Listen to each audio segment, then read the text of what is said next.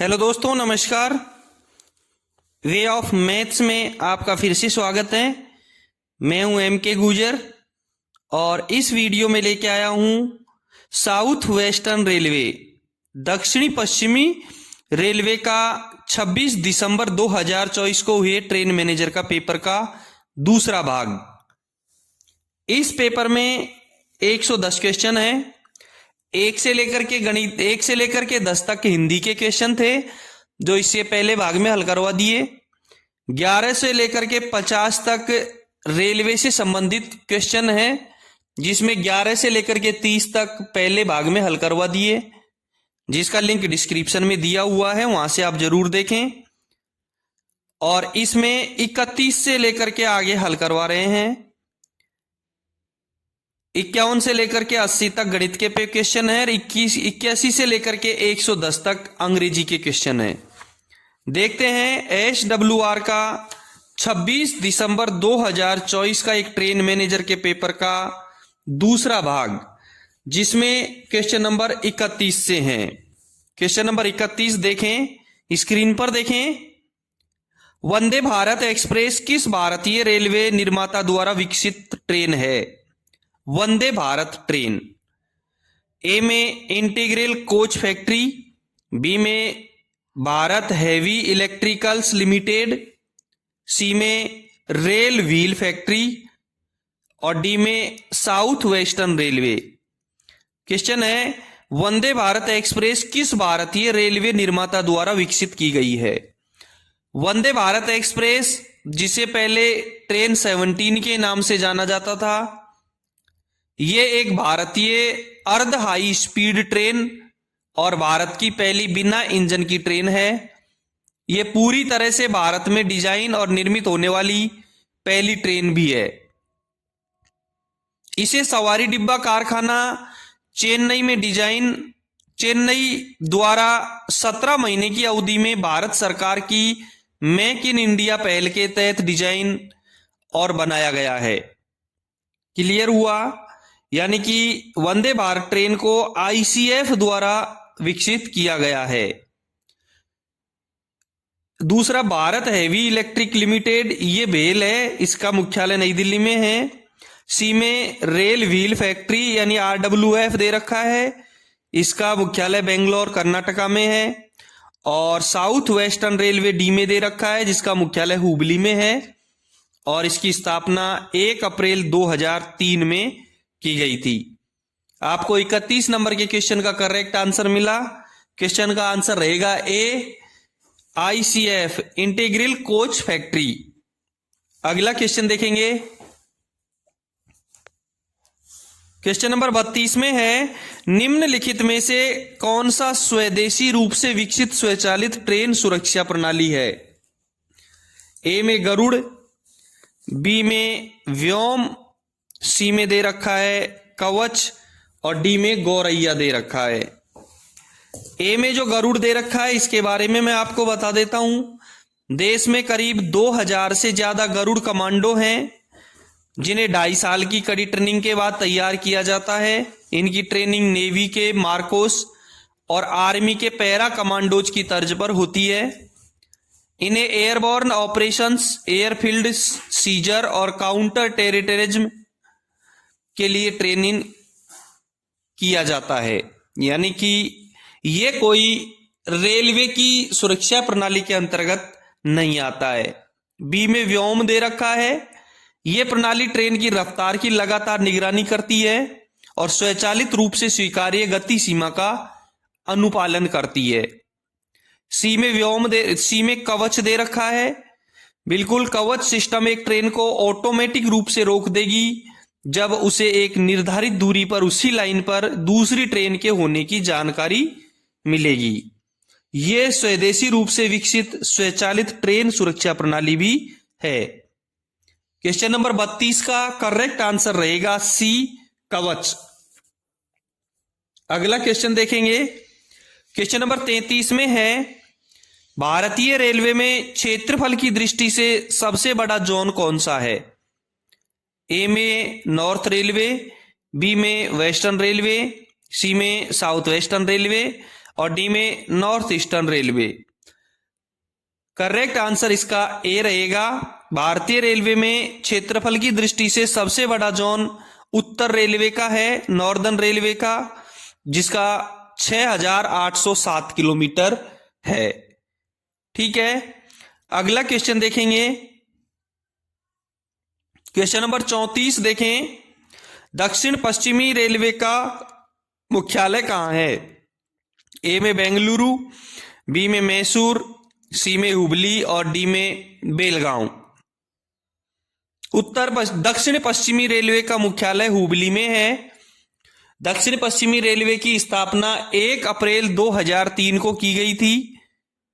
34 number के question का correct answer हुआ सी। एक और बता दूं मैं, इसमें 3 डिवीजन है, बेंगलुरु, मैसूर और हुबली। अगला क्वेश्चन देखेंगे। क्वेश्चन नंबर 35 देखें। रेलवे सुरक्षा बल किस कार्य हेतु जिम्मेदार है? आरपीएफ किस कार्य हेतु जिम्मेदार है? ए में रेलवे स्टेशनों का रखरखाव, बी में माल ढुलाई रसद संभालना, सी में ट्रेनों का परिचालन और डी में रेलवे संपत्ति की रक्षा करना। करेक्ट आंसर इसका रहेगा डी। 35वें क्वेश्चन का करेक्ट आंसर डी, रेलवे संपत्ति की सुरक्षा करना। अगला क्वेश्चन देखेंगे। क्वेश्चन नंबर 36 है। हाल ही में जून 2024 में नवनिर्मित विश्व के सबसे ऊंचे रेलवे पुल पर ट्रायल रन किया गया है। उक्त रेलवे पुल कौन सा है? ए में पम्बन ब्रिज दे रखा है ए में, बी में चिनाब ब्रिज, सी में वेम्बनाड ब्रिज और डी में बोगीबिल ब्रिज दे रखा है। चिनाब रेल पुल एक स्टील और कंक्रीट का आर्च ब्रिज है जो भारत के जम्मू और कश्मीर के जम्मू डिवीजन के रियासी जिले में बक्कल और कोरी के बीच स्थित एक सिंगल ट्रैक रेलवे लाइन को ले जाता है। यह पुल चिनाब नदी पर नदी से 359 मीटर यानी 1178 फीट की ऊंचाई पर बना है, जो इसे दुनिया का सबसे ऊंचा आर्च ब्रिज बनाता है। इसे संगलदान रेलवे स्टेशन और रियासी रेलवे स्टेशन के बीच बनाया गया है। यानी कि 36 नंबर के क्वेश्चन का करेक्ट आंसर रहेगा बी, चिनाब ब्रिज। अगला क्वेश्चन देखेंगे। क्वेश्चन नंबर 37 में है, निम्नलिखित में से कौन सी ट्रेन राष्ट्रीय राजधानी को विभिन्न राज्यों की राजधानियों से जोड़ती है? ए में शताब्दी एक्सप्रेस, बी में जनशताब्दी एक्सप्रेस, सी में भारत गौरव और डी में राजधानी एक्सप्रेस। ए में शताब्दी एक्सप्रेस दे रखा है। शताब्दी एक्सप्रेस भारतीय रेलवे की तेज यात्री ट्रेनों में से एक ट्रेन है। यह ट्रेन भारत के बड़े शहरों को जोड़ती है। शताब्दी एक्सप्रेस की औसत रफ्तार लगभग 130 किलोमीटर प्रति घंटा होती है। बी में जनशताब्दी एक्सप्रेस दे रखा है। जनशताब्दी एक्सप्रेस भारतीय रेलवे की सुपरफास्ट ट्रेनों में से एक है। यह शताब्दी एक्सप्रेस का किफायती संस्करण है। जनशताब्दी एक्सप्रेस में एसी व नॉन एसी दोनों तरह के कोच होते हैं। सी में भारत गौरव दे रखा है। भारत गौरव ट्रेन भारतीय रेलवे की एक टूरिस्ट ट्रेन है। यह ट्रेन भारत की सांस्कृतिक और विरासत और ऐतिहासिक स्थलों को दिखाती है। डी में राजधानी एक्सप्रेस दे रखी है, जो देश की राष्ट्रीय राजधानी को विभिन्न राज्यों की राजधानियों से जोड़ती है। 37 नंबर के क्वेश्चन का करेक्ट आंसर रहेगा डी, राजधानी एक्सप्रेस। अगला क्वेश्चन देखेंगे। क्वेश्चन नंबर 38 में है, सिग्नल को खतरे की स्थिति में पार करना दुर्घटना का प्रकार है।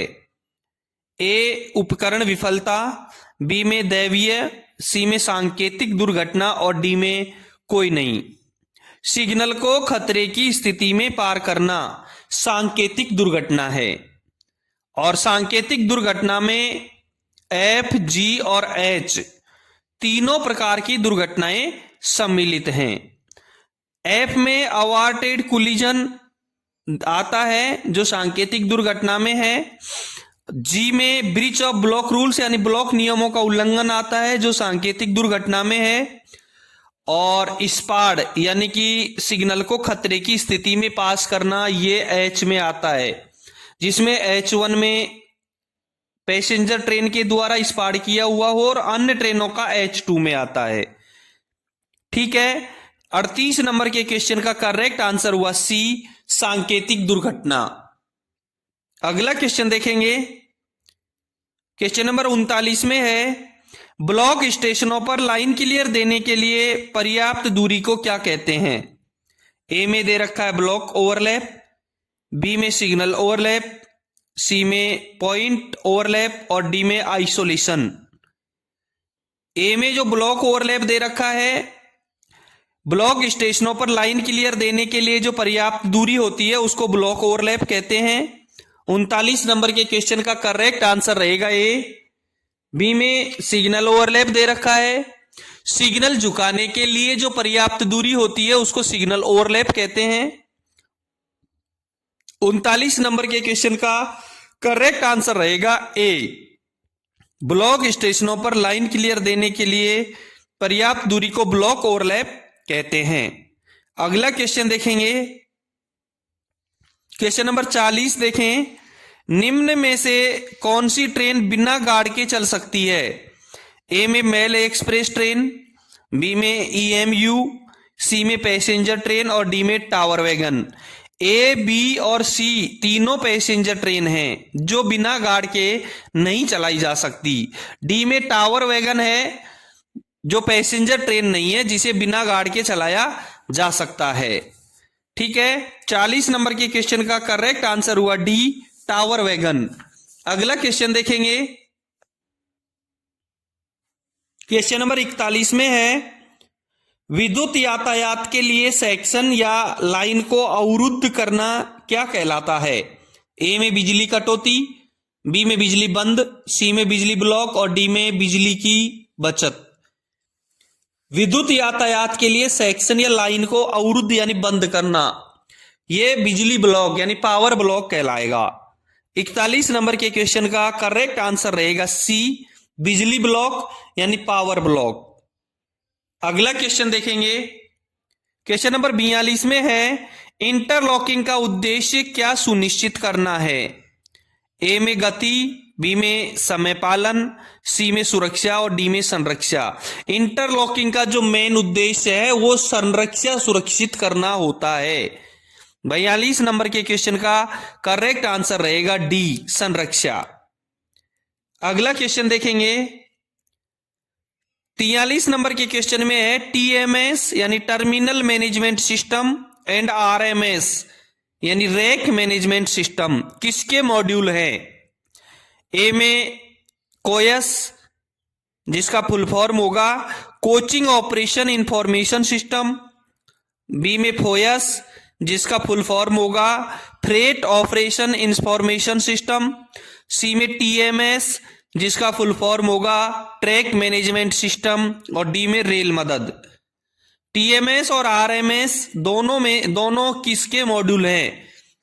टर्मिनल मैनेजमेंट सिस्टम और रैक मैनेजमेंट सिस्टम दोनों फोयस के मॉड्यूल हैं। फोयस बी में दे रखा है जिसका फुल फॉर्म रहेगा freight operation information system. 43 number के क्वेश्चन का करेक्ट आंसर रहेगा B, FOIS freight operation information system. अगला क्वेश्चन देखेंगे, क्वेश्चन नंबर 44 में है full form of COA. Full form of COA, COA का फुल फॉर्म क्या है। ए में कंट्रोल ऑफिस एप्लीकेशन, बी में कोचिंग ऑफिस एप्लीकेशन और सी में दे रखा है कोचिंग ऑपरेटिंग असिस्टेंट, बी में दे रखा है क्रू ऑपरेशन एप्लीकेशंस। कोआ का full form control office application होता है और COA कोआ यानी control office application ICMS integrated coaching management system का ही एक भाग होता है। ICMS का ही एक भाग होता है। कोआ है वो ICMS का एक भाग होता है। 44 नंबर के क्वेश्चन का करेक्ट आंसर रहेगा ए, कंट्रोल ऑफिस एप्लीकेशन। ठीक है।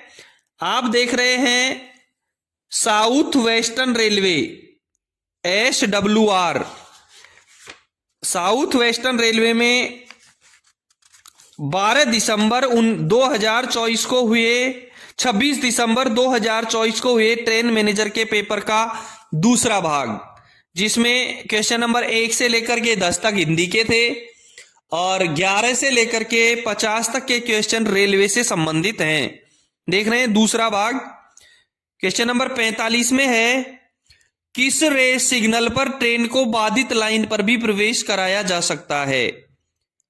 किस सिग्नल पर ट्रेन को बाधित लाइन पर भी प्रवेश कराया जा सकता है? ए में होम सिग्नल, बी में कॉलिंग ऑन सिग्नल, सी में संट सिग्नल और डी में हैंड सिग्नल। बाधित लाइन पर प्रवेश करवाने के लिए कॉलिंग ऑन सिग्नल का यूज किया जा सकता है और कॉलिंग ऑन सिग्नल का जो वर्णन है वो सामान्य नियम 3.13 में किया गया है। कॉलिंग ऑन सिग्नल एक सहायक सिग्नल है जो ऑन पोजीशन में कुछ भी नहीं दिखाता है और ऑफ पोजीशन में एक छोटी पीली बत्ती दिखाता है। कॉलिंग ऑन सिग्नल के द्वारा लोको पायलट को निर्देश दिया जाता है कि रुको, सतर्कता पूर्वक आगे बढ़ो, किसी भी अवरोध से पहले रुकने के लिए तैयार रहो। कॉलिंग ऑन सिग्नल अंतिम रोक सिग्नल को छोड़कर के किसी भी सिग्नल के नीचे लगाया जा सकता है और बाधित लाइन पर प्रवेश करवाने के लिए कॉलिंग सिग्नल का यूज किया जा सकता है। 45 नंबर के क्वेश्चन का करेक्ट आंसर रहेगा बी, कॉलिंग ऑन सिग्नल। अगला क्वेश्चन देखेंगे। क्वेश्चन नंबर 46 में है, दक्षिण पश्चिमी रेलवे का गठन किस वर्ष किया गया था? ए में 2001, बी में 2011, सी में 2003 और डी में 1993 दे रखा है। दोस्तों, दक्षिणी पश्चिमी रेलवे का गठन 1 अप्रैल 2003 को किया गया था। दक्षिणी पश्चिमी रेलवे का मुख्यालय हुबली में है। दक्षिणी पश्चिमी रेलवे में 3 डिवीजन हैं, हुबली, बेंगलुरु और मैसूर। 46 नंबर के क्वेश्चन का करेक्ट आंसर रहेगा सी, 2003। अगला क्वेश्चन देखेंगे। क्वेश्चन नंबर 47 में है, क्षेत्रीय स्तर पर प्रत्येक विभाग का नेतृत्व किसके द्वारा किया जाता है? ए में CAO, बी में PHOD, सी में DRM और डी में CPM। क्षेत्रीय स्तर पर प्रत्येक विभाग का नेतृत्व PHOD के द्वारा किया जाएगा, प्रिंसिपल हेड ऑफ डिपार्टमेंट। यानी 47 नंबर के क्वेश्चन का करेक्ट आंसर रहेगा बी, PHOD। अगला क्वेश्चन देखेंगे। क्वेश्चन नंबर 48 में है, परिवहन सेवाओं की योजना बनाना किस विभाग की जिम्मेदारी है? ए में सामान्य प्रशासन, बी में जनसंपर्क कार्यालय, सी में संचालन और डी में स्टोर। परिवहन सेवा यानी ऑपरेशंस के संबंधित योजना बनाना ऑपरेटिंग डिपार्टमेंट का काम है, यानी सी संचालन का, जिसमें ऑपरेटिंग प्लानिंग डिपार्टमेंट का काम होता है। 48 नंबर के क्वेश्चन का करेक्ट आंसर रहेगा सी, संचालन ऑपरेशंस। अगला क्वेश्चन देखेंगे। क्वेश्चन नंबर 49 में है, स्टेशन सेक्शन के भीतर ट्रेन को लेने के लिए लाइन साफ होने से पहले भी लाइन क्लियर दिया जा सकता है। यह कथन संपूर्ण ब्लॉक सिस्टम में किस श्रेणी के स्टेशन को दर्शाता है? ध्यान रहे, ए क्लास, बी में बी क्लास, सी में सी क्लास और डी में डी क्लास दे रखा है। स्टेशन सेक्शन सबसे पहले दे रखा है, तो स्टेशन सेक्शन कहां होगा? केवल बी क्लास स्टेशन में ही स्टेशन सेक्शन होता है। प्रश्न की शुरुआत स्टेशन सेक्शन के नाम से की गई है। स्टेशन सेक्शन से अभिप्राय बी क्लास स्टेशन के उस भाग से है जहां लाइन क्लियर देने के बाद भी रुकावट की जा सकती है। बी क्लास स्टेशन वे ब्लॉक स्टेशन होते हैं जहां स्टेशन सेक्शन में रुकावट होने के बावजूद भी किसी गाड़ी को लाइन क्लियर दिया जा सकता है। क्लियर हुआ? यानी कि लाइन साफ होने से पहले भी लाइन क्लियर दिया जा सकता है, इसका मतलब वो स्टेशन बी क्लास स्टेशन है। 49 नंबर के क्वेश्चन का करेक्ट आंसर हुआ बी क्लास। अगला क्वेश्चन देखेंगे, क्वेश्चन नंबर 50 में है रोल ऑफ आरओ सेवा सबसे पहले कहां शुरू की गई थी? ए में कोंकण रेलवे, बी में साउथ वेस्टर्न रेलवे, सी में वेस्टर्न रेलवे और डी में सदर्न रेलवे दे रखा है। आरओ यानी रो सेवा का मतलब है रोल ऑन रोल ऑफ सेवा। ये एक तरह का परिवहन है जिसमें पहिएदार माल को जहाज या ट्रेन पर लादा जाता है और फिर गंतव्य तक पहुंचाया जाता है। सबसे पहले यह सेवा कोंकण रेलवे में शुरू की गई थी और 1999 में शुरू की गई थी। यानी कि 50 नंबर के क्वेश्चन का करेक्ट आंसर हुआ ए कोंकण रेलवे और 1999 में। ठीक है दोस्तों, 1 से लेकर के 10 तक हिंदी के क्वेश्चन थे, 11 से लेकर के 50 तक रेलवे से संबंधित क्वेश्चन है। अब आगे क्वेश्चन नंबर 51 से हैं जो गणित से संबंधित क्वेश्चन है। 51 से लेकर के 80 तक 30 क्वेश्चन गणित से संबंधित हैं। देखते हैं क्वेश्चन नंबर 51। क्वेश्चन नंबर 51 है 5 संख्याओं का औसत 30 है।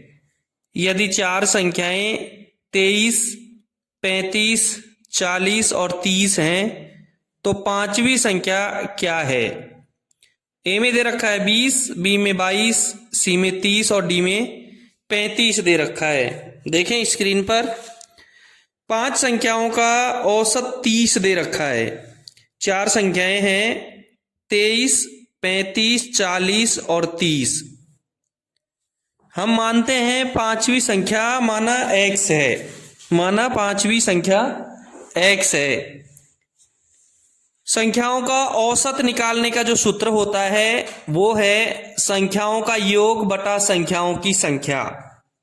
अब संख्याएं 5 हैं, एक 23, एक 35, एक 40 और एक 30 और एक x और है, बटा संख्याओं की संख्या है 5 जो हमको प्रश्न में दी गई हैं। ठीक है, देखें संख्याओं का औसत 30 बराबर 23 plus 35 plus 40 plus 30 plus x बटे 5। किसी संख्या के नीचे हर नहीं हो और उसकी आवश्यकता हो तो 1 लगा सकते हैं। तो 30 बटा 1 बराबर 23 plus 35 plus 40 plus 30 plus x बटा 5 हो गया। 30 बटा 1 और 23 और 35 58, 58 और 40 98, 98 और 30 128, 128 प्लस x बटा 5 यानी 30 बटा 1 बराबर 128 प्लस x बटा 5।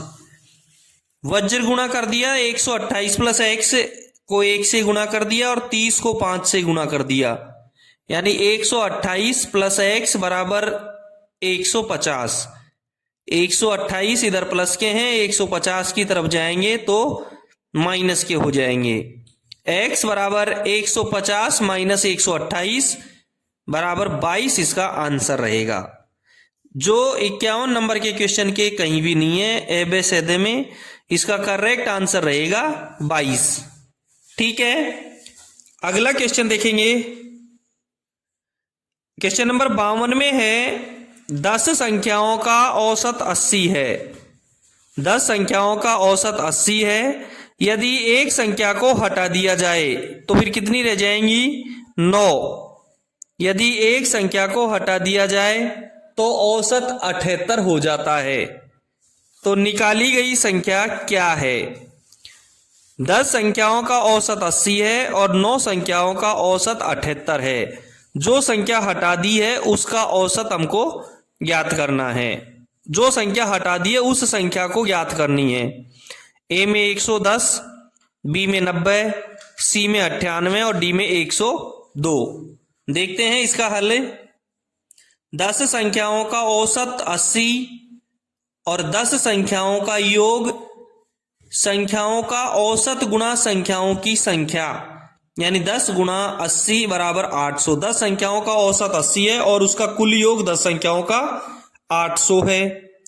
9 संख्याओं का औसत 78 है, तो 9 संख्याओं का योग ज्ञात कर लो। 9 को 78 से गुणा कर दो, 702।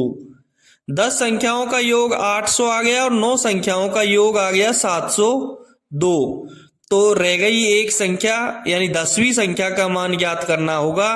तो और 10 संख्याओं के योग में से 9 संख्याओं के योग को घटा दो। 800 माइनस 702 इजिकल टू 98। 52 नंबर के क्वेश्चन का करेक्ट आंसर रहेगा सी, 98। अगला क्वेश्चन देखेंगे। क्वेश्चन नंबर 53 में है, एक व्यक्ति को 5,000 रुपए वेतन मिलता है। यदि उसका वेतन 10% बढ़ जाता है तो नया वेतन क्या होगा? यानी कि उसको 10% की बढ़ोतरी हुई है वेतन में। ए में 5,500, बी में 6,000, सी में 5,200, डी में 5,100। देखते हैं इसका हल। देखें, व्यक्ति का वेतन 5,000 रुपए है और वेतन में बढ़ोतरी हुई है 10%। 10% का मतलब होता है पहले वेतन 100 था, अब हो गया उसका 110। तो नया वेतन क्या होगा? नया वेतन होगा 5,000 गुणा कितना बढ़ गया? 110 हो गया। 5,000 गुणा 110 बटे 100, 100 का 110 हो गया। एक जीरो से एक जीरो ऊपर नीचे काट दी, एक जीरो से 5,000 का एक जीरो कट गया, इधर 500 रह गया, उधर 11 रह गया। 500 गुणा 11 बराबर 5,500 रुपए इसका आंसर रहेगा। व्यक्ति का 10% की बढ़ोतरी के बाद में नया वेतन 5,500 आएगा। क्वेश्चन नंबर 53 का करेक्ट आंसर रहेगा ए, 5,500। क्वेश्चन नंबर 54 देखेंगे। एक शर्ट का अंकित मूल्य 80 रुपए है। बेचते समय 25% कम कर दिया हो तो विक्रय मूल्य क्या होगा? ए में 55 रुपए, बी में 65 रुपए, सी में 70 रुपए और डी में 60 रुपए दे रखा है। शर्ट का अंकित मूल्य 80 रुपए है, उसमें छूट दे दी 25% की। अंकित मूल्य 80 रुपए है, 25% की छूट दे दी, तो विक्रय मूल्य क्या होगा? 25% की छूट यानी कि 100 रुपए की शर्ट को 75 रुपए में बेचना है। 25% की उसमें छूट हो गई, तो विक्रय मूल्य होगा 80 गुणा 75 बटे 100। 20 का भाग 80 में दिया 4 बार गया, 100 में दिया 5 बार गया और 5 का भाग 75 में दिया तो 15 बार गया। 15 को 4 से गुणा करने के बाद में 60 रुपए प्राप्त होगा। यानी कि शर्ट का जो विक्रय मूल्य होगा वो 60 रुपए होगा। क्वेश्चन नंबर 54 का करेक्ट आंसर रहेगा डी, 60। अगला क्वेश्चन देखेंगे। क्वेश्चन नंबर 55 में एक आदमी 1500 में एक साइकिल बेचता है, यानी कि साइकिल का विक्रय मूल्य 1500 रुपए है, जिससे 20% का लाभ होता है। साइकिल का विक्रय मूल्य 1500 रुपए और लाभ उसमें 20% का हुआ। साइकिल का लागत मूल्य क्या था? यानी कि उसका क्रय मूल्य ज्ञात करना है। ए में 1200 रुपए दे रखा है, बी में 1300 दे रखा है, सी में 1400 और डी में 1600 रुपए दे रखा है। देखते हैं, विक्रय मूल्य इसका 1500 रुपए है, बेचने का मूल्य कितना है? 1500 रुपए बेचने का मूल्य है। लाभ का प्रतिशत 20% है। हम इसमें क्रय मूल्य x मान लेते हैं। माना कि इसका क्रय मूल्य x है। x क्रय मूल्य वाली वस्तु को 20% लाभ पे बेचेंगे, यानी 100 रुपए की को 120 में बेचेंगे। तो x गुणा 120 बटा 100 तो कितने में बेच दी? 1500 में। हल हो जाएगा इसका x इंटू 120 बटे 100 बराबर 1500। ठीक है, x यहां रहेगा, 1500 उधर ही रहेगा, 120 यदि उधर जाएगा हर में चला जाएगा और 100 उधर जाएगा तो अंश में चला जाएगा। यानी कि x बराबर 1500 गुणा 100 बटा 120। जीरो से जीरो कट गया, 12 का भाग 1500 में दिया, 125 आ गया। 125 को तो 10 से गुना करेंगे तो 1250 रुपए, यानी साइकिल का लागत मूल्य रहेगा 1250 रुपए, जो ABCD में ऑप्शन में नहीं है। 55 नंबर के क्वेश्चन का करेक्ट आंसर हुआ 1250 रुपए। दोस्तों आप देख रहे हैं SWR का यानी साउथ वेस्टर्न रेलवे का एक ट्रेन मैनेजर का पेपर जो 26 दिसंबर 2024 को हुआ है। अगला क्वेश्चन देखेंगे, क्वेश्चन नंबर 56 में है, यदि किसी वस्तु का लागत मूल्य 2000 रुपए है और विक्रय मूल्य 1800 रुपए है तो हानि का प्रतिशत क्या है? ए में 15, बी में 20, सी में 10 और डी में 5 दे रखा है। देखते हैं इसका हल। लागत मूल्य हो गया उसका 2000 रुपए और विक्रय मूल्य हो गया 1800 रुपए, यानी कि 2000 रुपए में किसी वस्तु को खरीद करके 1800 रुपए में बेच दी, यानी विक्रय मूल्य कम हुआ और क्रय मूल्य ज्यादा हो गया तो हानि होगी। हानि कितनी हुई? विक्रय मूल्य को क्रय मूल्य में से घटा देंगे, यानी हानि बराबर 2000 माइनस 1800 बराबर 200 रुपए की हानि हो गई। अब हमको हानि का प्रतिशत ज्ञात करना है। हानि का प्रतिशत ज्ञात करने के लिए हानि बटा क्रय मूल्य गुणा 100, यानी 200 बटा 2000 गुणा 100। 200 से 200 काट दिया, 1 जीरो से 1 जीरो कट गई, 10% की हानि हो गई। क्वेश्चन नंबर 56 का करेक्ट आंसर हुआ सी, 10%। अगला क्वेश्चन देखेंगे, क्वेश्चन नंबर 57 में है, 3 वर्ष के लिए 5% की वार्षिक दर पर 2000 रुपए पर साधारण ब्याज क्या होगा? ए में 150, बी में 300, सी में 100 दे रखा है, डी में 250 दे रखा है। 3 वर्ष, समय 3 वर्ष है, दर 5% है और मूलधन इसमें 2000 रुपए है। साधारण ब्याज ज्ञात करना है और साधारण ब्याज का सूत्र होता है मूलधन गुणा दर गुणा समय बटा 100, यानी 2000 गुणा 5 गुणा 3 बटा 100। 2 जीरो से 2 जीरो काट देंगे, रह गया 20 गुणा 5 गुणा 3, 20 पंजे 100 और 100 को 3 से गुणा करेंगे तो 300 रुपए, यानी 3 वर्ष का 5% की दर से 2000 रुपए का जो ब्याज होगा साधारण ब्याज वो होगा 300 रुपए। 57 नंबर के क्वेश्चन का करेक्ट आंसर हुआ बी, रुपए 300। अगला क्वेश्चन देखेंगे, क्वेश्चन नंबर 58 में है, एक ट्रेन 60 किलोमीटर प्रति घंटे की गति से चलती है और 180 किलोमीटर की दूरी तय करने में कितना समय लेगी? ए में 2 घंटे, बी में 4 घंटे, सी में 3 घंटे और डी में 6 घंटे। देखते हैं इसका हल। ट्रेन की गति रहेगी 60 किलोमीटर प्रति घंटा और दूरी रहेगी 180 किलोमीटर। समय ज्ञात करने का सूत्र होता है दूरी बटा चाल। 180 में 60 का भाग दे देंगे। 1 घंटे में 60 किलोमीटर चलती है तो 180 किलोमीटर वो 3 घंटे में चलेगी। 58 नंबर के क्वेश्चन का करेक्ट आंसर रहेगा सी, 3 घंटे। ठीक है, अगला क्वेश्चन देखेंगे। क्वेश्चन नंबर 59 में है, एक मिश्रण में 40 लीटर दूध और 60 लीटर पानी है। मिश्रण में दूध का प्रतिशत कितना है? ए में 40, बी में 60, सी में 100 दे रखा है और डी में 50। मिश्रण में 40 लीटर दूध है और 60 लीटर पानी है, दोनों को मिलाकर के 100 लीटर मिश्रण है। 100 में 40 लीटर दूध है तो 40% दूध हुआ और 60 लीटर पानी है तो 60% पानी हुआ। ठीक है, मिश्रण में दूध का प्रतिशत 40, 100 में 40 लीटर दूध है तो 40% है और 60 लीटर पानी है तो 60% पानी है। 59 नंबर के क्वेश्चन का करेक्ट आंसर हो गया ए, 40%। अगला क्वेश्चन देखेंगे, क्वेश्चन नंबर 60 में है, एक आदमी अपने बेटे से 24 साल बड़ा है। 2 वर्ष में उसकी आयु उसके पुत्र की आयु से 2 गुनी हो जाएगी।